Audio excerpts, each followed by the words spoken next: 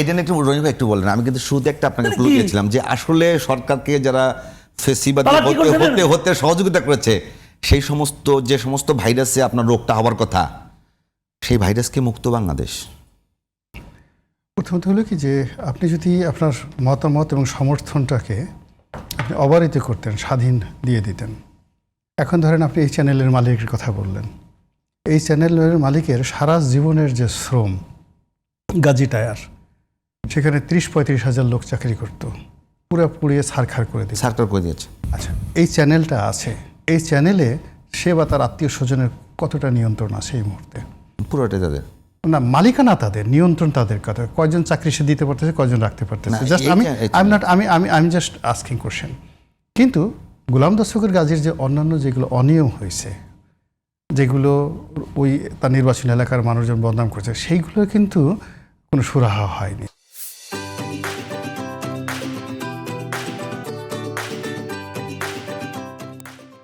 তার যেটা প্রোডাক্টিভ যে খাতগুলো, তার যে গাজী টায়ার দেশের, আমার কাছে মনে হয় এইটা একটু ব্যতিক্রম রনি ভাই। ওনার ক্ষতি হয়েছে, সে ক্ষতিগুলো একেবারে প্রতিহিংসাপরায়ণভাবে হয়েছে।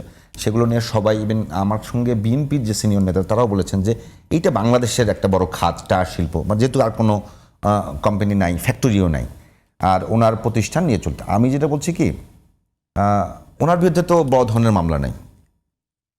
আমি কিন্তু এই জামিনের বিপক্ষেও না। আমি শুধু একটা কথা বলতে চাই যে বাংলাদেশের গণমাধ্যমে আগে যেভাবে একটা প্রেশার আসতো, আপনি যেহেতু গণমাধ্যম নিয়ে অনেক বেশি খুব বেশি সচেতন, যে প্রেশার, এই প্রেশারগুলো কমে গেছে।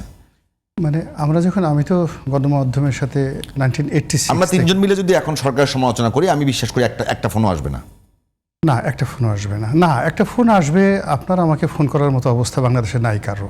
এটা শেখ হাসিনার জামানাতেও ছিল না, আল্লাহর মেহরবানিতে, হ্যাঁ, আর এখনও নাই। গোলাম রনিকে বা একটা টেলিফোন করবে কোনো একটা জায়গা থেকে, আমরা আগের মতোই কথা বলেছি। কিন্তু সমস্যা হলো যে কিছু মানুষ আছে যারা নিজেদের নীতি নৈতিকতা বিসর্জন দিয়ে বসে থাকে, তাদের ফোন আসে না, কিন্তু তারা সবসময় ভয়ে থাকে এই বোধহয় ফোন আসলো। আপনি যদি সমাজের বিভিন্ন জায়গাতে যোগ্য লোকদেরকে, মেধাবী লোকদেরকে আপনি অবারিত করে দিতে পারেন, এখন তারা নিজের যোগ্যতাতে টিকতে পারলো না, কিন্তু পথে যখন আপনি প্রতিবন্ধক, আপনি একজন মুন্নির সাহা বা একজন প্রভাস আমিন, একজন মোস্তফা ফিরোজ, একজন আনিস আলমগীর, এই সাংবাদিকগুলো কিন্তু হঠাৎ তৈরি হয় না, দীর্ঘদিন, একটা 30-35-40 বছর ধরে একজন মাসুদ কামাল এমনি হয় না। তো এখন রাতারাতি 40 বছর ধরে সমাজে রাষ্ট্র যাদেরকে তৈরি করলো, তাদেরকে আমরা একটা ট্যাগ দিয়ে পুরো পেশা থেকে আউট করে দিলাম। আউট করে দেওয়ার পর আপনি দেখেন এখন এতগুলো মিডিয়া, এতগুলো সংবাদপত্র, আপনি 10 জন সাংবাদিকের নাম বলতে পারবেন না যাদেরকে সবাই নাম জানে বা চেনে। ফলে কি সমাজে এই পেশাটার কোনো ইনফ্লুয়েন্স নাই। এত কিছু চেষ্টা করার পরে এখনও তো একজন মতিউর রহমান, একজন মাহফুজ আনামের বিকল্প আমরা তৈরি করতে পারলাম না।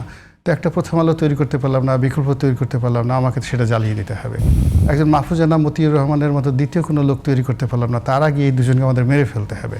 তো এই যে কালচারটা আমাদের দেশে চলে আসছে, এখান থেকে আমাদেরকে বের হয়ে যেতে হবে। কিন্তু আমি যেটা বলছি, আপনি মনে হয় ওই শেষ প্রশ্নটা বুঝলেন। আমি বলি একটা সরকারকে একেবারে স্বৈরাচার কিংবা ফেসিবাদী কিংবা একদম খারাপ সরকার হিসেবে প্রতিষ্ঠিত করবার জন্য তার চারপাশে যে সমস্ত আয়োজন লাগে, এর আগে সরকারকে যারা যে ভাইরাসে ওই রোগে আক্রান্ত করেছিল, করোনার জন্য ভাইরাস লাগে না, তো বর্তমান সরকারের মধ্যে ওই সমস্ত ভাইরাসের আপনি সংক্রমণ দেখতে পান কিনা? অবশ্যই আছে। এখানে মূলত হলো যে সরকারকে 99% নষ্ট করে আমলাতন্ত্র, দ্য ব্রুক্রেসি। এখন সেই ব্রুক্রেসি আপনি গিয়ে ব্যাংক পাড়াতে গিয়ে দেখেন, সোনালী ব্যাংকে গিয়ে দেখেন, একটা সময় বিএনপি জমানাতে সেখানে কি বাকের নামে নাকি একটা লোক ছিল, পুরো ব্যাংক পাড়া তার নিয়ন্ত্রণে ছিল।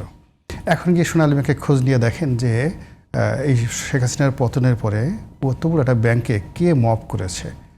একজন জেনারেল ম্যানেজার থেকে রাতারাতি মব করে সে এখন যাকে বলে পুরো ব্যাংকটা সে চালাচ্ছে, এমডিকে সে পর্যন্ত বসতে দিতেছে না। আপনি রিপোর্ট করতে পারতেছেন এটা নিয়ে, বাংলাদেশের সবচেয়ে বড় ব্যাংক। আপনি একই অবস্থায় গিয়ে দেখেন অগ্রণী ব্যাংকে ইস্যু, এবং এখন পর্যন্ত দুর্নীতি দমন কমিশনে আপনি এখন পর্যন্ত আপনি কমিটি গঠন করতে পারেন, মানবাধিকার কমিশনে এখন পর্যন্ত আপনি কমিটি গঠন করতে পারেন নাই। এরপরে 10 বছর 15 বছর চাকরির বাইরে ছিল একজন পুলিশ কর্মকর্তা, আপনি তাদেরকে ধরে ধরে এনে সবকে পোস্টগুলোতে বসাচ্ছেন। এদের অনেকের শরীর খারাপ, স্বাস্থ্য খারাপ, ট্রেনিংয়ের দুর্বলতা আছে, সব মিলিয়ে কোনো কিছুতে আপনি ধারাবাহিকতা রক্ষা করছেন না। যে দলবাজি, তারপরে শেষে যে স্বৈরাচারী মনোভাব, যে অযোগ্যতা, যে আত্মীয়তোষণ, যে আঞ্চলিকতা, সে দেখেন আপনি দেখেন আজ আপনি দেখেন এত বড় একটা ক্যাবিনেট আছে, এত বড় একটা ক্যাবিনেট আছে, কিন্তু আপনি স্থানীয় সরকার পল্লী উন্নয়ন যে প্রতিমন্ত্রী আছে তার দাপটের কাছে আপনি দেখেন তো সমস্ত কিছু তছনছ হয়ে যাইতেছে। এই লোকের চোখের চাহনি, কথাবার্তা, আপনি কথা বলতে পারতেছেন। মির্জা ফখরুলের মতো মানুষ দলে থরথর করে কাঁপছে। তা সেই যেতে হয়তো বেনজির দোষ করছে কি? বেনজির কোনো দোষ নাই, বেনজির সাধ্য হতে তুলের বেশি। আপনি খালি বেনজির অবস্থা, বেনজির যে কোয়ালিটি যে আইজি হিসেবে তার সব কিছু দেন, তার কোয়ালিটি, মুন্নি শাহর যে কোয়ালিটি, বেনজির যে কোয়ালিটি, মোজাম্মেল বাবুর যে কোয়ালিটি, আপনি মোজাম্মেল বাবুর ফারজানার উপর যে কোয়ালিটি, এবং কোয়ালিটি সম্পূর্ণ সাংবাদিক আগে হন, তারপরে দলবাজি করেন। কিন্তু এখন যারা দলবাজি করছে তারা তো ওই লেভেলের যোগ্যতা সম্পন্ন লোক না। আপনি দলবাজি শুরু করছেন, দলবাজি তার দেশে তারা খারাপ কাজ করতেছে, কিন্তু মানে ওই লেভেলের হবে। আপনি নাইমুল ইসলাম খানের যে কোয়ালিটি, নাইমুল ইসলাম খানের সাথে কি আপনি যে আগে যে শফিক ছিল, শফিকের কোনো কোয়ালিটি আপনি সমান করতে পারবেন? কোথায় নাইমুল ইসলাম খান আর কোথায় শফিক? কিন্তু নাইমুল ইসলাম খান প্রেস সচিব হিসেবে যে ধরনের কাজ করেছে তার 1000 গুণ নয় 1 কোটি গুণ বেশি অপব্যয় করেছে ক্ষমতার, সেটা হলো সেই ডাস্টবিন শফিক। আপনি আর কীভাবে বলবেন? তো এই এখন এই জামানাতে এটা কি আসলে মানে এটা কি অনেকে বলে এটা কি আসলে বাস্তবতা আছে? বাস্তবতা মানে কি? বাস্তবতা যেটা আছে সেটা হলো যে আমি সবচেয়ে বড় ব্যাপার হলো তলে তলে কি হয়েছে। ধরেন শফিক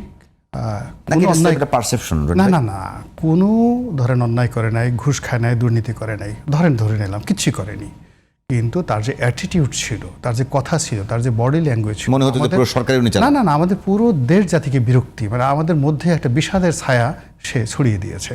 তো কোনো প্রেস সেক্রেটারি কখনো ইতিপূর্বে কখনো এরকম কাজ হয়নি। আবার এখন গিয়ে দেখেন যে প্রধানমন্ত্রীর অনেক জুনিয়র সাংবাদিক, একজন দেখলাম যে এক জুনিয়র সাংবাদিক বোধহয় আমার ছেলের বয়সী হবে, সেও নাকি উপদেষ্টা হয়ে গেছে। মানে অবাক করা ঘটনা, একটা প্রতিমন্ত্রীর মর্যাদা সম্পন্ন লোক হয়ে গেছে। এখন এই জিনিসগুলো ধরেন আমরা যারা সমাজে আসা যাওয়া করি, আমাদের কোনো রাজনীতির প্রাপ্তি নাই, কিন্তু যে দৃশ্যগুলো আমরা দেখতেছি ক্ষমতার কেন্দ্রে, এগুলোর ফলাফল যে ভালো হবে না এটা তামার পাতা নেন লিখে দিতে পারে।